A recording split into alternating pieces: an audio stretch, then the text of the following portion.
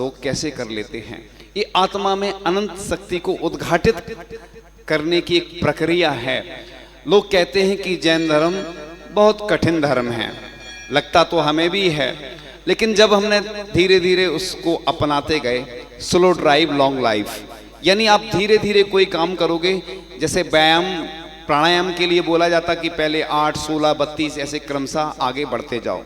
इसी प्रकार से साधना भी क्रमशः ब्रह्मचारी, फिर क्षुल्लक, फिर एलक, फिर मुनि, लेकिन आचार्य भगवान डायरेक्ट मुनि भी बना देते हैं, दीक्षा देते वह हम लोगों की परीक्षा लेकर तपा करके इस पद को वह पद के योग बना देते हैं। तो आज हम वही चर्चा करेंगे, चूंकि कम समय में और अधिक बातें करना होती हैं और अधिक लोग जो इस अभी अनुष्ठान से वंचित हैं, जो आ नहीं पा रहे हैं, अभी भी आकर वह जुड़ सकते हैं, लाभ ले सकते हैं, क्योंकि बस अभी शुरुआत हुई है और यह अनुष्ठान कब पूर्ण हो जाएगा पता ही नहीं चलेगा। क्योंकि जब बड़े आयोजन होते हैं इतनी व्यस्तता रहती है, कब हो जाते हैं, समापन कब हो जाता है पता नहीं चल पाता है। तो आप लोग बड़े पुण्यशाली हैं, भाग्यशाली हैं जो इस अनुष्ठान में लेकर सिद्धों की आराधना कर रहे हैं। क्योंकि हमने भी अभी तक सिद्ध चक्र विधान नहीं किया, हमने क्यों नहीं किया वो तो अलग ही बात है। और लेकिन हमारे सामने जब मुनि बनने के बाद ऐसे बहुत सारे अवसर ब्रह्मचारी अवस्था में भी प्राप्त हुए, और ऐसे अवसर जब आते हैं जहां जहां भी सिद्ध चक्र विधान हुए, निश्चित रूप से वहां जो भी कार्य थे वह अपने आप होते चले गए। यानी सिद्ध चक्र की एक तो महिमा है, अतिशय है, या कुछ भी कह सकते हैं कि जो रुके हुए काम हैं वह अपने आप हो जाते हैं प्रारंभ। तो यहाँ पर एक विशाल जिनालय बन रहा है। चूंकि ये बात पहले भी कई बार बता चुके, लेकिन कुछ लोग नए आते हैं, बताना आवश्यक है कि आचार्य भगवान की जब भावना हुई कि यह जो मुख्यालय है मध्य प्रदेश का, और सबसे ज्यादा आचार्य श्री का प्रवास हुआ तो मध्य प्रदेश में हुआ, यानी भारत का मध्य प्रदेश एक ऐसा राज्य है जहां पर आचार्य भगवान सर्वाधिक रहे। उनको चिंता हुई, ये वो नहीं बताते लेकिन हम तो बता देते हैं उनकी बात।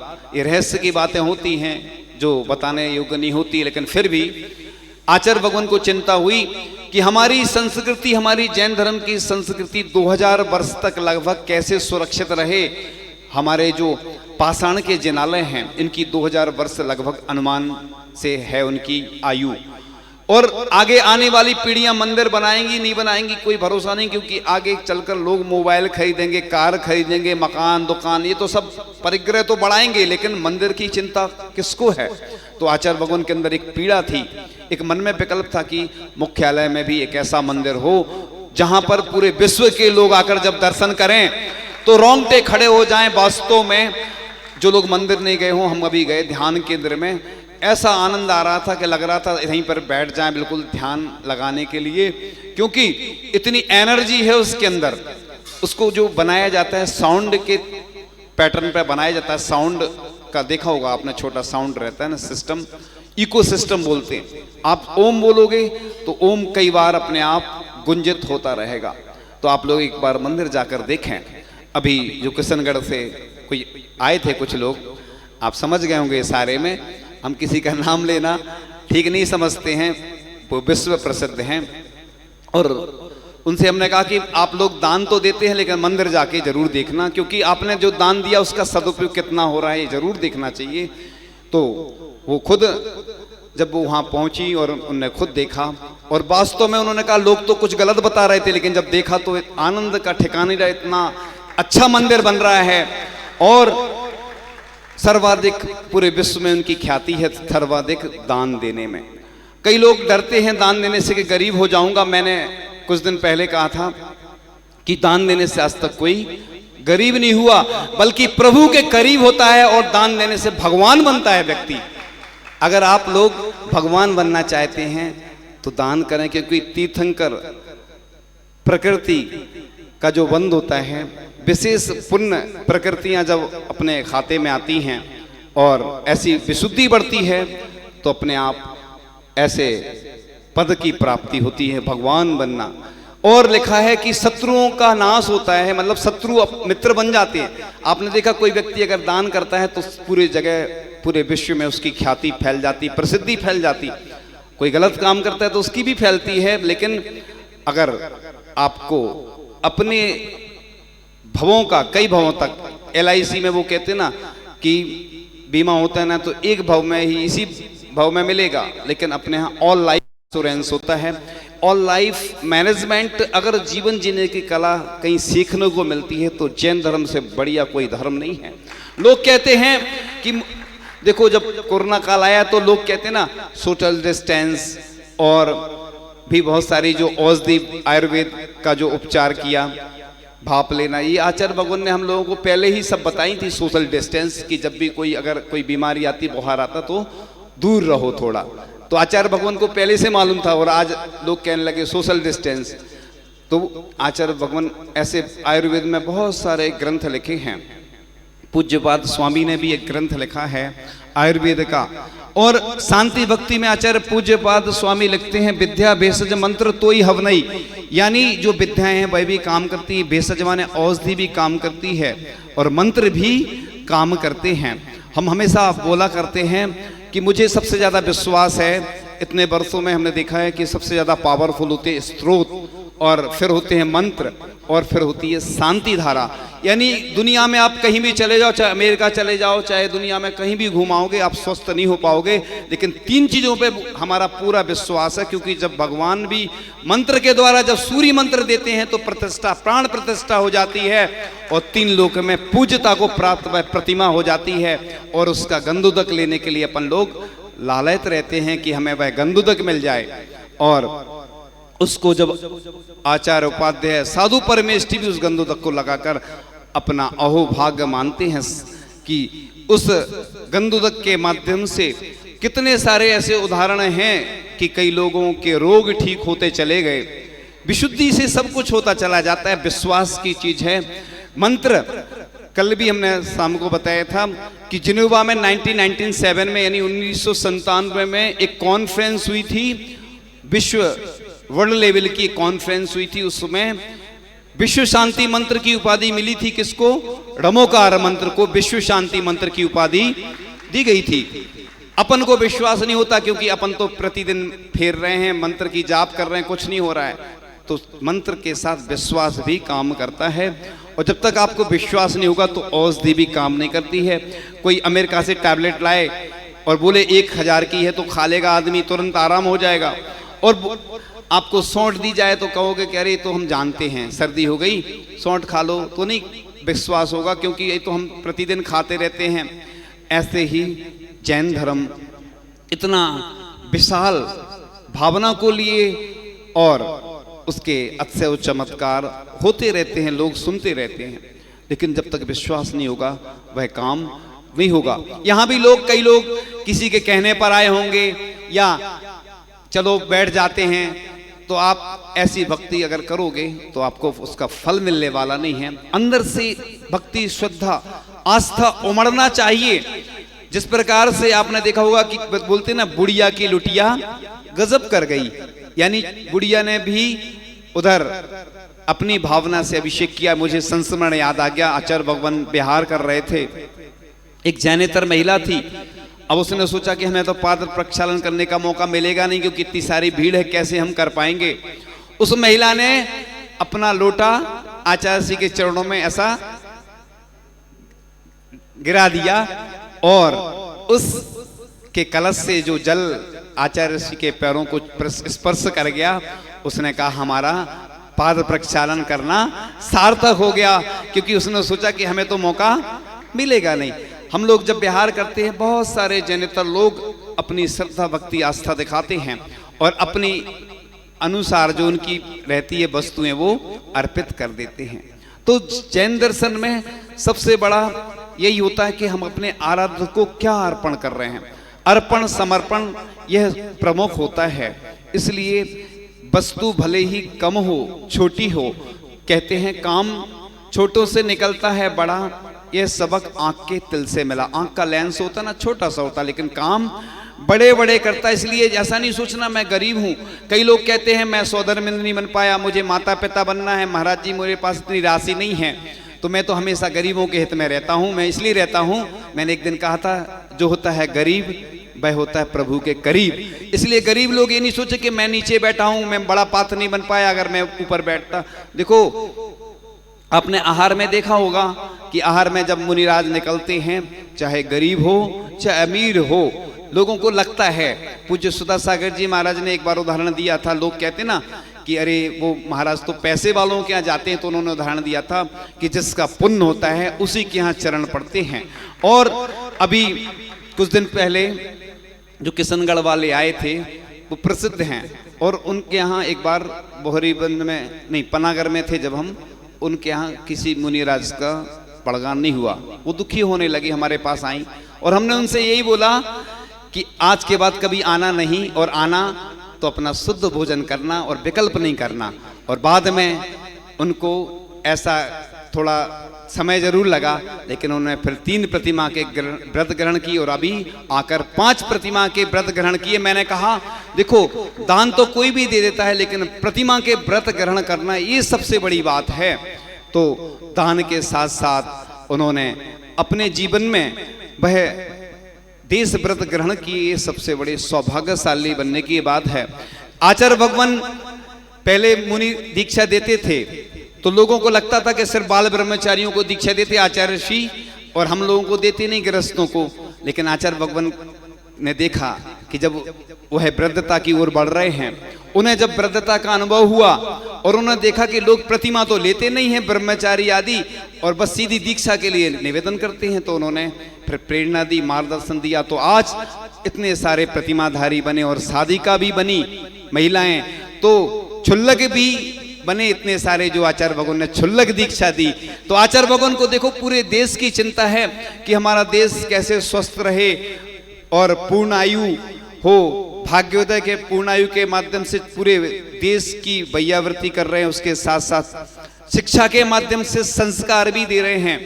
यानी एक संत को चिंता है कि अरहंत हमारे कैसे मुक्त हों, तो वो इतने दूरी पर 600 किलोमीटर बिहार करके चले गए कि हमारे भगवान कारागृह में हैं। जिस प्रकार से वह मानतुंग आचार्य महाराज थे, भगवान ऐसे कारागृह से कब मुक्त हों, उनकी मुक्ति के लिए ही आचार्य भगवान उपसर्ग विजेता, जो जिन्होंने कितने उपसर्ग सहन करे और आज लोगों के उपसर्ग दूर करते हैं, ऐसे उपसर्ग विजेता पार्श्वनाथ भगवान को कैसे हम मुक्त करें। आचार्य भगवान की भावना हुई तो वो चले गए।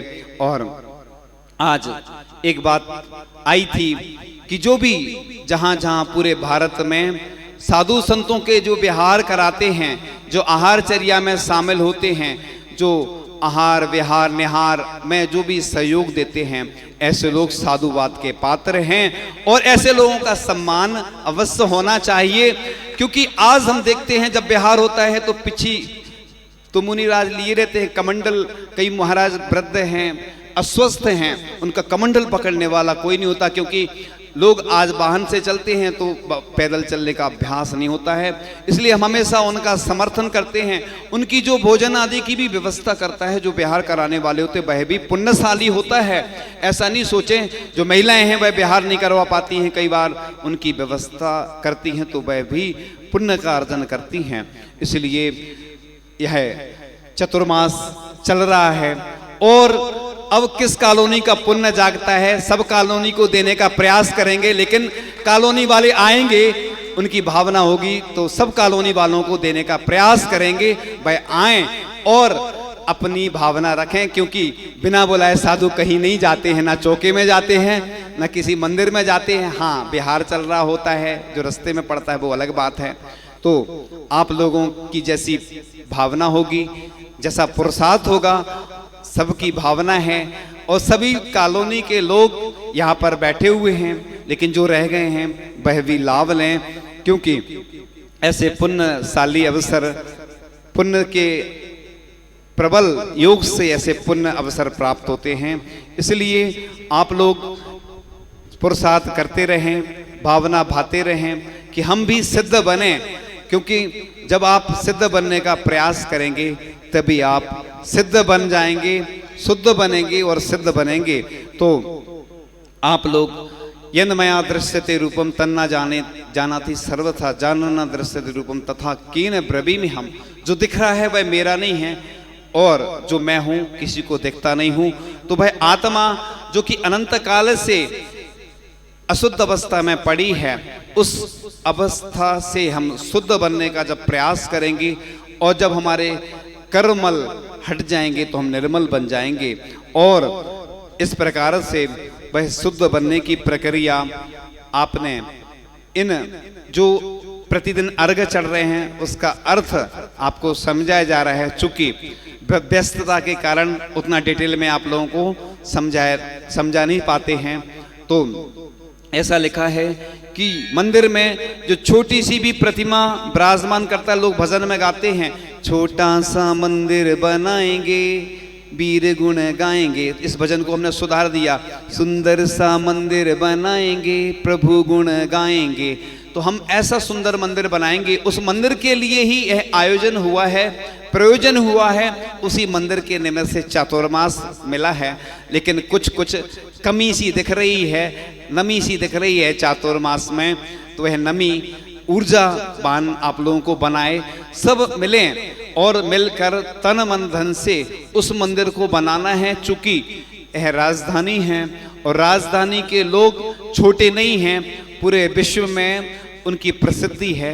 जब आचार्य भगवान का चातुर्मास हुआ था तो इधर के ऐसे ऐसे लोग जिनकी सामर्थ्य नहीं थी, शक्ति नहीं थी, फिर भी अपनी शक्ति से ज्यादा उन्होंने वह कार्य करके दिखाया है। जम सकई तम की रही, जो कर सकते हैं वह करें, जो नहीं कर सकते उसका प्रयास करें। एक छोटी सी चिड़िया थी, जंगल में आग लग गई, बूंद बूंद करके पानी ला रही थी और बुझाने के प्रयास में लगी हुई थी। इतने में जंगल के पशु पक्षियों ने चिड़िया को देखा, चिड़िया से कहा तू मूर्ख है, क्या कुछ बूंद पानी से आग बुझेगी क्या? तो चिड़िया ने जवाब दिया, आग बुझे या ना बुझे, जब भी इतिहास लिखा जाएगा मेरा नाम आग जलाने वालों में नहीं बुझाने वालों में आएगा। इसलिए आप छोटी सी चिड़िया बनकर इस मंदिर से जुड़ सकते हैं, इस विधान के निमित्त से जुड़ सकते हैं और आप जाकर अवश्य देखें, दूसरों पर विश्वास नहीं करें, कुछ कमियां रहती हैं। एक दिन हमने बताया था कि मंदिर में जो लोग कार्य कर रहे हैं वो अपना घर छोड़कर वहीं रहते हैं। और एक व्यक्ति ने, समाज सेवी ने बहुत अच्छी बात कही थी कि समाज के कामों में वही व्यक्ति आगे आए जिसको अपमान को सहन करने की क्षमता हो। इसलिए मैं हमेशा बोला करता हूं, चाहे पाठशाला पढ़ाने वाले हों, चाहे गौशाला में सहयोग देने वाले हों, चाहे मंदिर में सहयोग देने वाले हों, आप लोग बस कभी भी ये नहीं सोचना कि हमें सम्मान मिले। आप तो बस ये सोचना कि भले ही मैं मंदिर नहीं जा पा रहा हूँ, मंदिर का काम देख रहा हूँ। आचार्य जी ने कहा था जो मंदिर का काम देख रहा, मंदिर में पूजन नहीं कर पा रहा, कोई बात नहीं, क्योंकि जब मंदिर बन जाएगा तो 2000 वर्ष तक पूजन चलती रहेगी, तो उसका पुण्य उसके खाते में जाएगा। गौशाला की रक्षा करने वालों की भी वह जीवों की रक्षा कर रहा है, वह दान दे रहे हैं। इसी पाठशाला पढ़ाने वाले भी जो होते हैं, कई बार अपमान उनका होता है, लोग डांट देते हैं कि हमारे बच्चे को तुम ढंग से नहीं पढ़ा रहे, या डांटना पड़ता है बच्चों को, तो वह नाराज हो जाते हैं।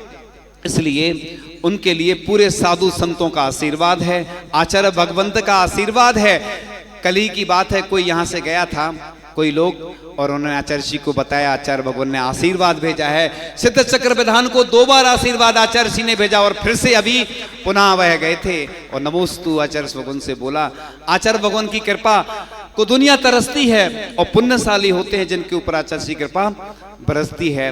और जब मोक्ष कल्याणक होता है जिस दिन, तो कुछ भजन की पंक्तियां चलती हैं, हमें बहुत अच्छी लगती हैं। चिट्ठी न कोई संदेश, ना जाने कौन सदेश, कि जाने कहाँ चले गए, कि जाने कहाँ चले गए, कि जाने कहाँ चले गए। यहाँ कोई ना अपना है, जग जग झूठा सपना है, कि जाने कहाँ चले गए।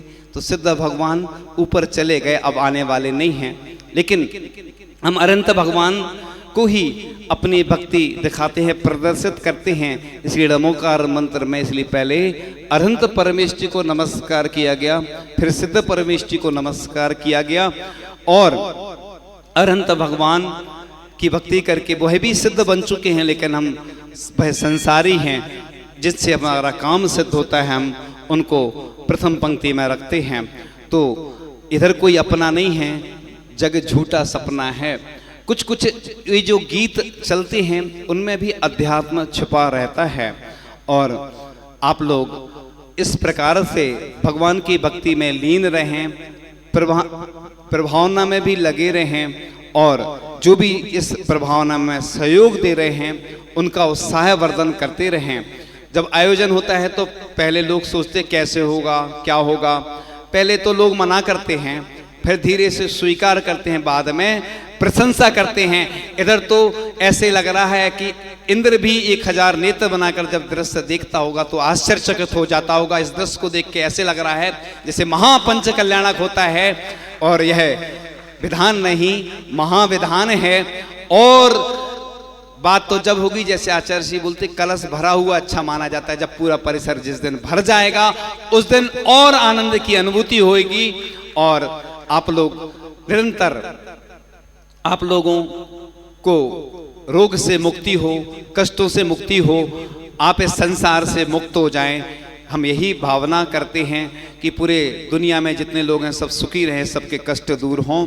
और आचार्य भगवान के समक्ष कुछ पंक्तियां रखकर बस ब्रेक लेंगे। अंगुली अंगुली पकड़ पकड़ कर चलना सिखाया, पग पग गिरते थे संभलना सिखाया।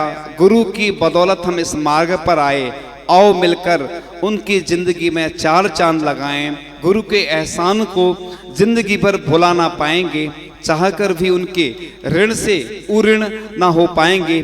असह वेदना सहकर दिया हमें खूबसूरती का जीवन, अमानत है उनकी यह जीवन, यह तन यह बदन।